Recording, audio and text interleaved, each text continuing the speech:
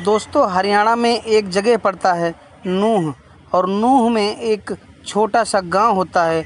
उस गांव के बगल से है एक नाला निकल रहा होता है, और जब 28 अगस्त 2022 की सुबह में उस नाले के बगल एक महिला का शव देखा जाता है तो हड़कंप मच जाता है। उस छोटे से गांव के ग्रामीण वासी आते हैं और महिला की शिनाख्त करने की कोशिश करते हैं, लेकिन उनको कुछ समझ नहीं आता कि ये कौन है और ये महिला कब से यहाँ पड़ी हुई है। तभी वहाँ पर इकट्ठे कुछ ग्रामीण वासियों ने मिल करके कंप्लेन की, पुलिस को बुलवाया, और पुलिस ने शव को अपने कब्जे में लेकर उसकी तहकीकात की। जो तहकीकात की तो उसकी जो कहानी निकल के सामने आई वो बड़ी ही दिलचस्प कहानी है। दोस्तों, पूरा वीडियो वॉच कीजिएगा। सारी कहानी मैं आपको, पूरी स्टोरी इस वीडियो में आपको बताने वाला हूँ। दोस्तों, कहानी की शुरुआत करने से पहले आपसे एक रिक्वेस्ट करना चाहता हूं कि आप प्लीज़ हमारी वीडियो को अभी से लाइक कर दीजिए और साथ में चैनल को सब्सक्राइब कर लीजिए, क्योंकि हमें आपके एक लाइक और सब्सक्राइब से बहुत ज़्यादा मोटिवेशन मिलता है कि आगे हम आपके लिए और अच्छी वीडियो ले आएँ। दोस्तों, इस कहानी की जहाँ तक बात करें तो शुरुआत होती है हरियाणा ज़िले से। हरियाणा ज़िले में एक जगह पड़ता है नूह। वहाँ पर एक परिवार होता है राकेश कुमार जिंदल का। राकेश कुमार जिंदल वैसे तो एक अच्छे घराने से होते हैं, लेकिन वो एक बार नौकरी कर रहे होते हैं कि वहाँ के जो स्टाफ होता है, सुपरवाइज़र होता है, उससे उनका विवाद हो जाता है। उसके बाद वो नौकरी छोड़ देते हैं और वो अपना मन बना लेते हैं कि मैं अपना कुछ ना कुछ काम करूँगा, मैं लाइफ में नौकरी नहीं करूँगा। ये सोच करके वो अपना एक नूह में ही डेयरी फार्म खोलते हैं, दूध का व्यवसाय शुरू करते हैं, और उनका धीरे धीरे करके दूध का व्यवसाय अच्छा चलने लगता है। तभी वहाँ पे उस दूध के लिए जो महिलाएं आती थी, उसी में से एक महिला होती है सविता। आपको ये बता दें कि जो राकेश कुमार होते हैं वो 40 वर्ष उनकी उम्र हो चुकी होती है, लेकिन उनकी अभी तक शादी नहीं हुई होती है, क्योंकि वो एक मांगलिक थे। मांगलिक में कुछ लोग तो ज़रूर जानते होंगे कि जो मांगलिक होता है उसके लिए मांगलिक लड़की भी चाहिए। अगर मांगलिक लड़की की शादी करनी है तो मांगलिक लड़का ही चाहिए उसके लिए, नहीं तो उन दोनों में किसी न किसी के साथ कुछ ना कुछ अशुभ हो ही जाता है, ये बताया जाता है। तो राकेश कुमार को अभी कोई मांगलिक लड़की नहीं मिली थी, लेकिन उनका घर जो है, बैकग्राउंड है, वो अच्छा होता है, खाते पीते घर के होते हैं। कि तभी उनके यहाँ जो महिलाएं होती हैं, दूध लेने के लिए आती हैं, उनमें एक सविता नाम की महिला भी आने लगती है। और जब राकेश कुमार उस महिला सविता को देखते हैं तो देखते ही रह जाते हैं। उसकी उम्र लगभग 32-35 साल की होती है, लेकिन देखने में बहुत ही खूबसूरत होती है। जो उसको एक बार देखता है, देखता ही रह जाता है। तो दरअसल सविता के बारे में बात करें तो उसका पति जो होता है वो अक्सर बीमार रहता है, वो ड्यूटी कम कर पाता है। इस वजह से सविता की आर्थिक स्थिति कुछ ज़्यादा अच्छी नहीं थी, उसका सिर्फ घर ही चल रहा था कैसे भी। तो जब एक दिन वो दूध लेने आती है तो देखती है कि राकेश उसको बड़े गौर से देख रहा है, तो उसके बाद वो हल्का सा मुस्करा देती है। और सविता का मुस्कुराना जो है, राकेश के समझ लो दिल पर बिजली के गिरने जैसा होता है। वो उसको देखता ही रहता है, और पर जो है और जो औरतें होती हैं तो सबके सामने कभी कोई बात नहीं कह पाता है। धीरे धीरे करके महीना बीत जाता है, और महीने की पेमेंट की स्लिप जो है, कितना बिल बना है, वो राकेश निकाल करके उस सविता के हाथ में दे देता है। सविता उसको बड़े गौर से देखने लगती है और वो हल्का मुस्कुरा देता है। फिर अगले दिन जो है सविता दूध लेने आने में थोड़ा लेट हो जाती है। लगभग सभी महिलाएं दूध लेके जा चुकी होती हैं, तो उसके बाद सविता सबसे लास्ट में आती है और राकेश को पैसे पकड़ाते हुए बोलती है, ये हैं आपके पैसे। पैसा हाथ में लेते हुए राकेश कहता है कि आज आप लेट कैसे हो गई, कहाँ रह गई थी? तो सविता कहती है कि बच्चा बहुत रो रहा था इसलिए लेट हो गई। वैसे आपको क्या दिक्कत थी? आप मैं नहीं आती तो हमारा बच्चा तो भूखा रह जाता, लेकिन आपको क्या परेशानी थी?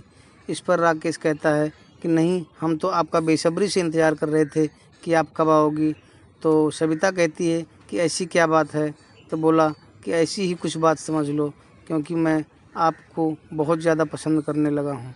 क्योंकि पहले भी निगाहें दोनों की जो मिलती हैं तो दोनों आपस में समझ जाते हैं कि आखिर ये राकेश क्या चाहता है, और राकेश भी समझ जाता है कि सविता ने मुझे ग्रीन सिग्नल दे दिया है। इसलिए वो ज़्यादा हिचक नहीं महसूस करता और सीधा बात को बोल देता है। तो राकेश उससे पूछता है कि कितने बच्चे हैं तुम्हारे।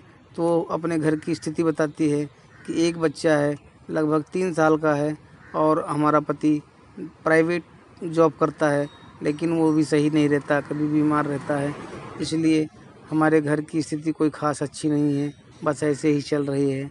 उसके बाद राकेश उससे कहता है कि लो, तुम अपने पैसे इसको वापस ले लो, मुझे नहीं चाहिए तुम्हारे पैसे, तुम बस आकर के यहाँ से दूध ले जाया करो।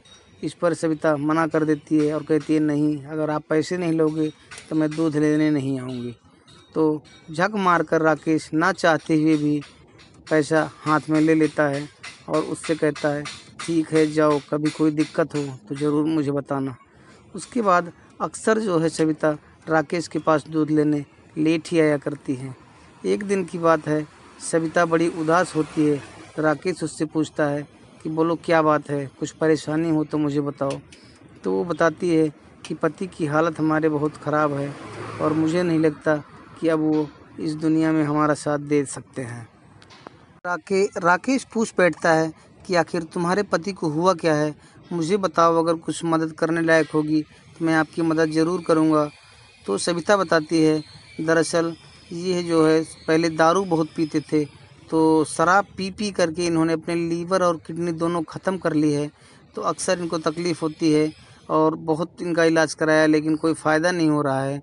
डॉक्टर ने साफ मना कर दिया कि इनको अब आप घर ही ले जाइए। अब वो लगभग महीनों से ड्यूटी भी नहीं जाते हैं और घर पर पड़े रहते हैं, और अब उनकी हालत दिन पर दिन ख़राब होती जा रही है। उसके बाद राकेश जो है सविता को बहुत ही भरी निगाहों से देखता है, क्योंकि देखता है कि उसका चेहरा बिल्कुल उदास हुआ रहता है। तो राकेश सविता से कहता है तुम बिल्कुल चिंता मत करो, मैं तुम्हारे साथ हमेशा रहूँगा और तुम्हारा साथ हमेशा देता रहूँगा, चाहे किसी कितनी भी दिक्कत आ जाए, लेकिन मैं तुम्हें नहीं छोड़ूंगा। वो सविता राकेश की आंखों में देखकर उसकी आंखें भर आती हैं और कहती हैं कि सच में क्या तुम मुझे इतना प्यार करते हो। तभी जो है सविता ध्यान नहीं देती है कि ज़मीन पर नीचे पानी पड़ा हुआ है, और जैसे ही वो थोड़ा मुड़ करके बाहर निकलने को होती है वैसे ही उसका पैर स्लिप हो जाता है। जब वो गिरने को होती है तो राकेश पकड़ करके जल्दी से उसका हाथ थाम लेता है और गिरने से बचा लेता है। उसके बाद सविता जब राकेश की बाहों में होती है तो उसको अजीब तरह की सुकून मिलती है। उसको लगता है कि जैसे अब उसी की बाहों में पड़ी रहूं। तो राकेश भी उसको बाहों में लेकर बड़ा प्रसन्नचित्त नज़र आता है। उसके बाद वो ना चाहते हुए भी उसके ओंठ सविता के ओंठों के तक पहुंच जाते हैं और वो उनके गाल को चूम लेता है, होठों को चूम लेता है। सविता आंखें बंद कर लेती है। उसके बाद वो खड़े होते हैं दोनों, और राकेश सविता को लेकर के अपने अंदर चला जाता है। उसके बाद वहाँ वो दोनों आपस में जी भर के प्यार करते हैं और उसी दिन उनका पहली बार शारीरिक संबंध बनता है। लेकिन जब एक बार संबंध बनने का सिलसिला शुरू हो जाता है तो रुकने का नाम नहीं लेता है। आखिरकार लगभग 2 महीने बाद वो दिन भी आ जाता है कि जब सविता का पति इस दुनिया को छोड़कर चला जाता है। उसके बाद सविता अब लगभग और आज़ाद हो चुकी थी। अब तो वो पहले तो था कि सविता सिर्फ डेयरी में आकर के लेट आती और जब मौका मिलता तभी वो राकेश के साथ संबंध बनाती थी। लेकिन सविता के पति के मर जाने के बाद सविता बिल्कुल आज़ाद हो जाती है और वो जब मर्जी होता है तो कभी डेयरी में तो कभी बच्चे सोता रहता था तो उस समय वो राकेश को फ़ोन कर देती और राकेश आ जाता था और दोनों रंगरेलियाँ मनाते रहते हैं। तभी जो है 1 महीने बाद जब एक बार सविता राकेश से बताती है कि मैं अब तुम्हारे बच्चे की माँ बनने वाली हूँ, मेरे कोख में तुम्हारा बच्चा पल रहा है, तो राकेश चौंक जाता है। वो कहता है कि तुम्हें पहले बताना चाहिए था इस बात को, अभी कितने महीने का है? तो बताती है 1 महीने का है। तो राकेश कहता है चलो कोई बात नहीं, अभी कुछ देरी नहीं हुई है, चलो हम तुम्हें लेकर के चलते हैं और इस बच्चे को गिरा देते हैं। इस बात से सविता नाराज़ हो जाती है और कहती है नहीं कि ये हमारे प्यार की निशानी है, हम इसको नहीं गिराएंगे।